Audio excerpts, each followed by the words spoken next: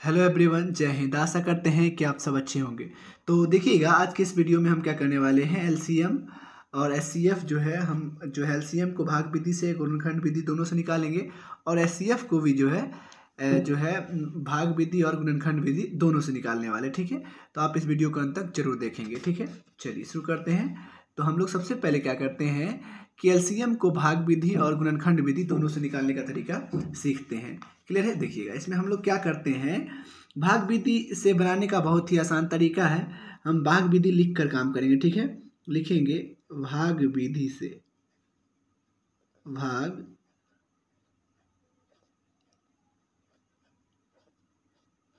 विधि से। ठीक है, हम लोग लिख लेते हैं, दिया गया है क्या है, 40 है कि नहीं। उसके बाद क्या दिया गया आपका यहाँ पे 20, उसके बाद क्या दिया गया आपका 10। तो भाग विधि से बनाने के लिए बहुत ज़्यादा आसान है। आप क्या कीजिए, इस तरह से आप चेन दीजिए और यहाँ से इस तरह से। चलिए, अब बताइए कौन ऐसा संख्या है सब में भाग लगाता है, 2। सबसे छोटी संख्या से आप पहले लगाएंगे। ठीक है, देखिए, तो ये हो जाएगा 20 दूना 40 और ये हो जाएगा 10 दूना 20 और ये हो जाएगा 5 दूना 10। क्लियर है? अब बड़ा से बड़ा संख्या, छोटा छोटा संख्या किस में भाग लगा रहा है, 2 से फिर से लगा सकते हैं। 10 हो जाएगा ये और ये हो जाएगा 5 और इसमें तो 5 में भाग नहीं लग रहा है तो ये 5 ही रखेगा। ठीक है, चलिए हम लोग आगे देखते हैं।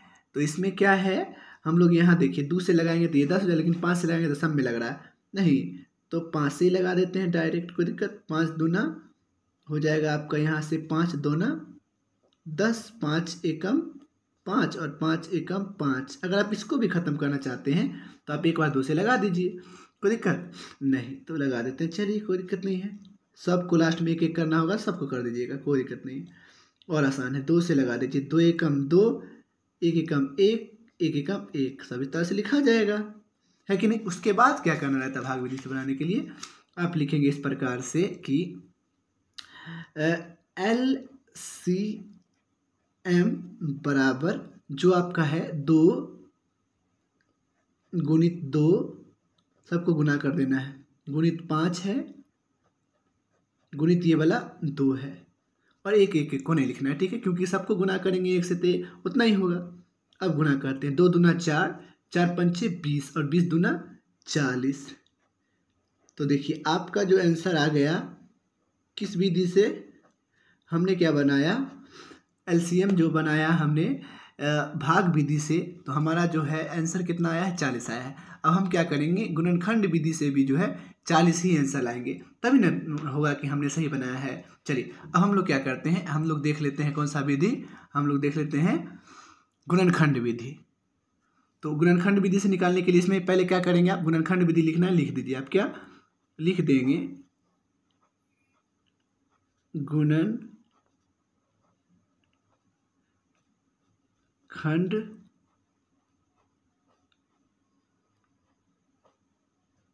विधि से। क्लियर, लिख दिया। इसको करने के लिए क्या करना पड़ता है, 40, 20 और 10 सबका क्या करना है, आपको अभाज्य गुणनखंड निकालना है। अभाज्य गुणनखंड जैसे अभी निकाला है ना, इसी तरह से निकलता है। देखिए, अलग अलग लेके निकालेंगे, है ना। 40 का पहले निकालेंगे, पहले 40 है ना, 40 दे देते हैं, तो 2 से इस तरह से अभाज्य गुणनखंड निकाला जाता है। देखिए, इसका हो जाएगा 20, नहीं आधा करेंगे तो, अब देखिए फिर 2 से लगाइएगा तो ये क्या हो जाएगा, ये हो जाएगा 10 और जो है यहाँ पे लगाएंगे फिर 2 से, तो हो जाएगा 5। लेकिन हम क्या कर रहे हैं, 40, 20 और 10 का अभाज्य गुणनखंड निकाल रहे हैं। ठीक है, तो हम यहाँ पे लिख सकते हैं 40 जो है 40 बराबर, आपको घात के रूप में लिखना है। देखिए 1 2 3, 2 पे पावर 3 हो जाएगा, कई गो 2 है, 3 ठो, 2 पे पावर 3 और गुणित 5 का ठो 1 ठो, तब 5 पे पावर 1। चलिए, हमने क्या करा, 40 का निकाल दिया अभाज्य गुणनखंड। अब क्या करते हैं, 20 का निकालते हैं अभाज्य गुणनखंड। इस जो ऐसे निकाल रहे हैं उसको कहते हैं अभाज्य गुणनखंड निकालना। ठीक है, तभी ये बनेगा आगे। अब क्या करते हैं, इसको निकालते हैं, 2 से लगाएंगे तो ये क्या हो जाएगा 10, फिर 2 से लगाएंगे तो ये क्या हो जाएगा 5, है कि नहीं। यानी हम 20 का इस तरह से लिखना है अच्छा से। ठीक है, सजा कर लिखना है, डेकोरेट करके लिखना है। यानी अब हम लोग लिख देंगे कि 20 बराबर क्या लिख सकते हैं, 1 2 2 पे पावर 2 उसी अभाज्य गुणनखंड का लिख देना है। 2 है तो इस तरह से लिख देंगे, और 5 कितना है, 1 है तो 5 पे पावर 1 लिख देंगे। अब हमारा क्या बचा हुआ है, 10 बचा हुआ है। चलिए 10 को भी निकाल देते हैं कि नहीं, 10 का भी कर लेते हैं अभाज्य गुणनखंड, तो 10 का भी अभाज्य गुणनखंड कर लेंगे तो ये हो जाएगा आपका 2 से लगाएंगे तो ये हो जाएगा आपका 5 है ना। आगे तो चलेंगे नहीं है ना, क्योंकि लास्ट अंत हो गया। अगर करना चाहते हो उस तरह से 5 के 1 आ जाएगा लास्ट में, अगर 1 लाना चाहते हैं तो 5 एकम 5, यही यहाँ पर भी आप 1 लाना चाहेंगे तो ही हो जाएगा, और यहाँ पर भी लाना चाहेंगे 5 से लगाएंगे तो यहाँ पर भी क्या हो जाएगा, 1 हो जाएगा। तो ये मुद्दा है, तो 1 को तो हम लोग लिखते नहीं हैं। तो अब देखिए, अब 2 का ठो है, अब 10 बराबर लिखेंगे हम, 10 बराबर जो है 2 पे पावर 1, क्योंकि 2 1 ठो है, गुने 5 1 ठो है, 5 पावर 1। तो देखिए अभाज्य गुणनखंड जो है हमको बनाने के लिए, गुणनखंड विधि से बनाने के लिए जो है एलसीएम बनाने के लिए हम क्या करते हैं, अभाज्य गुणनखंड हुआ ये, अभाज्य गुणनखंड के तीनों में अवनिष्ठ में उपस्थित सबसे बड़ी घात को देखना रहता है, ठीक है। तो हम लिखेंगे सबसे बड़ी घात, तो तीनों में होना चाहिए। देखिए सबसे बड़ी घात तीनों में 2 है, इसमें भी और इसमें भी, लेकिन सबसे बड़ा घात कौन है, 2 पे पावर 3। तो हम क्या करेंगे, लिख देंगे इस तरह से कि 40, 20, 10 का एलसीएम बराबर लिख देंगे। अब क्या लिखेंगे, तो 2 पे पावर 3। हमने क्या कहा कि अभाज्य गुणनखंड के उभयनिष्ठ में उपस्थित सबसे बड़ी घात तीनों में होना चाहिए और सबसे बड़ा घात होना चाहिए 3। और देखिए उसके अलावा सब अगर लेकिन उभयनिष्ठ है तो उसी को लेना। तो इसमें तो उभयनिष्ठ ही है, 5 5 5 तीनों में, तो 5 पावर 1 ही है, अधिक है वो कम भी है, वही है तो वही लेंगे। तो देखिए 2 को 3 बार लिखेंगे तो 8 होगा, और गुने 5 है ना, 2 दूना 4, 4 दूना 8 होगा, 8 पंचे 40। देखिए इसका भी क्या आ गया आंसर आपका, 40 ही आ गया ना। तो याद रखना है कि इसका बात क्या होता है, अभाज्य गुणनखंड निकाल के और तीनों में देखिएगा उभयनिष्ठ में सबसे बड़ी घात कौन होगा वो लिख दीजिएगा, और ये तीनों में है तो तीनों में, उसके अलावा सबको लिखना रहता है, लेकिन ये भी तीनों में है तो उसको भी लिखना पड़ेगा एक ही को। तो एक ठो को कोई को लिख ले, क्योंकि सब तो बराबर है, हमने क्या किया, किसी एक को लिख दिया, ये बात है ना आसान। देखिए दोनों का 40 आंसर आ गया। चलिए बहुत ही ज़्यादा आसान है ये। चलिए अब हम लोग क्या करते हैं, क्या समझ लेते हैं कि किस प्रकार से हम जो है एचसीएफ भाग विधि से निकालते हैं, ठीक है ना। हम लोग क्या करेंगे, अब एचसीएफ निकालेंगे। एलसीएम हमने सीख लिया है, तो देखिएगा ये भी काफ़ी आसान है, बस आपको क्या करना है, अंत तक देखना है, बहुत आसान है। देखिए इसे हम लोग सबसे पहले निकालते हैं भाग विधि से। तो भाग विधि से निकालने के लिए हम क्या करेंगे, लिख देंगे पहले भाग विधि से, भाग विधि से, नहीं कुछ का तरीका ना होता, तरीका से काम करेंगे। तो देखिए भाग विधि से बनाने के लिए फिर वही सेम तरीका है। आप देखिए इसमें बड़ा कौन है, देखिए तो बड़ा कौन है 75 है। देखिए इस तरह से तीर हमेशा छोटा वाला को लगता है, बड़ा वाला की तरफ जो इसका मुंह रहता है, कमान रहता है, ये आप समझिए। इस तरह का मतलब हुआ ग्रेटर देन है, ठीक है। तो जो है 20 छोटा 75 बड़ा है, तो बड़ा वाला को जो हमेशा जो है भाज्य के रूप में ऐसे लिखा जाता है, ठीक है, इस तरह से बीच में, और इससे भाग लगा देते हैं। देखिए तो यहाँ 20 है, ये तो जानते हैं आप, लगाइए 20 तिया 60, क्योंकि अगला कदम में 80 हो जाएगा जो 75 से ज़्यादा हो जाएगा। अब घटाने का काम करते, घटा देते हैं तो क्या आ जाता है आपका 15, है कि नहीं। अब 15 होने के बाद अब इससे 15 आया तो इस 20 को यहाँ लाया जाता है, ठीक है, भाज्य के रूप में। अब 20 आ गया तो अब फिर भाग लगाएंगे तो 15 एकम 15 हो जाएगा ना, नहीं, यहाँ पे 15 एकम 15 हो गया। अब क्या है, यहाँ पे क्या बच गया आपका 5 बच गया। अब इस 15 को यहाँ ले आइए, है ना, तो 15 को यहाँ ले आया हम, तो क्या हो गया 5 तिया 15। अल्टीमेटली आपको 0 ही करना है, इसमें 0 आना चाहिए, 5 तिया 15, तो ये आ गया आपका, घटाने पर 0 आ गया ना। अब ये जो आपका ये है, ये यही आपका क्या हो गया, HCF हो गया, क्योंकि 15 ही ने इसको विभाजित किया है।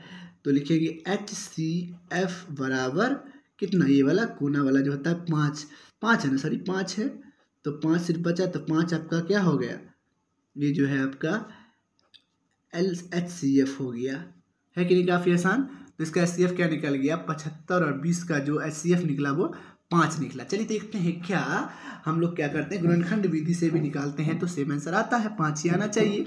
चलिए कोई दिक्कत नहीं, देख लेते हैं हम लोग किस तरह से सॉल्व करेंगे, देखेंगे। चलिए तो इसमें लिखेंगे फिर से हम लोग, क्या इसमें लिखेंगे गुणनखंड विधि से, है कि नहीं। लिखेंगे गुणन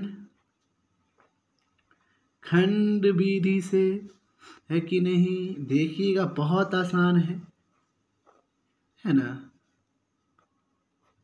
और एक बात, अगर लगता है कि आपको समझ में आ रहा है तो प्लीज़ हमारे चैनल को आप सब्सक्राइब कर लीजिए। आपको ना हर सब्जेक्ट से रिलेटेड महत्वपूर्ण बात हम बताते रहते हैं जो इम्पोर्टेंट होता है आपके एग्ज़ाम के लिए। ठीक है, तो सब्सक्राइब कर लीजिए। देखिएगा अब क्या है, अपना बनाना है किससे, क्योंकि पैसा भी नहीं लगता है ना। आप सब्सक्राइब कर लोगे तो हमारा भला हो जाएगा और आपका तो होगा ही।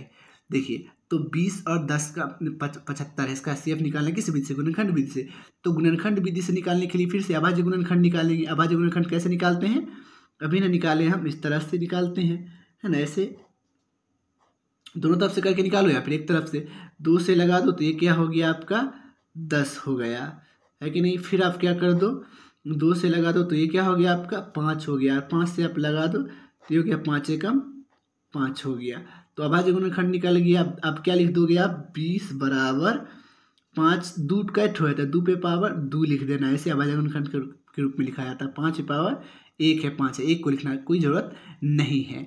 अब 75 का भी अभाज्य गुणनखंड आपको निकालना पड़ेगा, नहीं तो कोई दिक्कत नहीं, निकाल देते हैं। अब 5 से लगाएंगे तब 15, 5 75, है ना। अब देखिए यहाँ पे हो गया फिर से 5 से, तो 5 तिया 15 या 3 5 भी लगा सकते हैं। फिर 3 से लगाएंगे तो 3 एकम 3, लगातार लगाएंगे ताकि जो है इस गुणनखंड के रूप में लिखने में आसानी हो, नहीं। अब देखिए तो 75 यहाँ पे हो गया। अब 5 कैट है, 5 पे पावर 2 लिखेंगे, नहीं, और यहाँ पे 3 पे पावर 1 लिखेंगे क्योंकि 3 एक किट होना यहाँ इस तरह से। अब उसमें था कि अभाज्य गुणनखंड के उभयनिष्ठ में उपस्थित, हम लोग फिर से लिखेंगे HCF बराबर, या फिर 20 और 75 का HCF बराबर। अब इसमें क्या, उसमें था LCM में हम पढ़े थे कि अभाज्य गुणनखंड के उभयनिष्ठ, दोनों में, उभयनिष्ठ का मतलब होता है जो दोनों में, उभयनिष्ठ में उपस्थित सबसे बड़ी घात। लेकिन इसमें अभाज्य गुणनखंड के सिर्फ उभयनिष्ठ में उपस्थित सबसे छोटी घात को ही लेना, उसके अलावा कुछ को नहीं लेना है। उसमें जो इसके अलावा कुछ रहता है तो उसको भी ले लेते हैं, लेकिन HCF में नहीं है, दोनों में रहना चाहिए और छोटा रहना चाहिए। देखिए तो 5 2 दोनों में नहीं है, इसमें है लेकिन इसमें नहीं, तो बात खत्म है। इसका 5 दोनों में, देखिए 5 जो है इसमें भी है और इसमें भी है, दोनों में है। 75 वाला में सबसे छोटी घात, तो सबसे छोटी घात कितना है, 1 है, 5 पावर 1। तो देखिए HCF बराबर कितना आ गया, जो दोनों में है और सबसे छोटी घात है, तब 5 आ गया। देखो हमने यही कहा था कि समान आंसर आना चाहिए, तभी ना आप समझेंगे कि जो आपने जो बनाया है वो 100% सही है ना। देखिए तो इस तरह से चीज़ों को आप बना सकते हैं, कोई दिक्कत नहीं है, एकदम समझ में आएगा, बस आपको समझ लेना है। तो आशा करते हैं कि आपको चीज़ें समझ में आई हैं। अगर समझ में आया है तो प्लीज़ हमारे चैनल को सब्सक्राइब करके हमें सपोर्ट करें और कमेंट में थैंक यू ज़रूर लिखें अगर आपको कुछ नया चीज़ सीखने को मिला है तो। Thank you so much.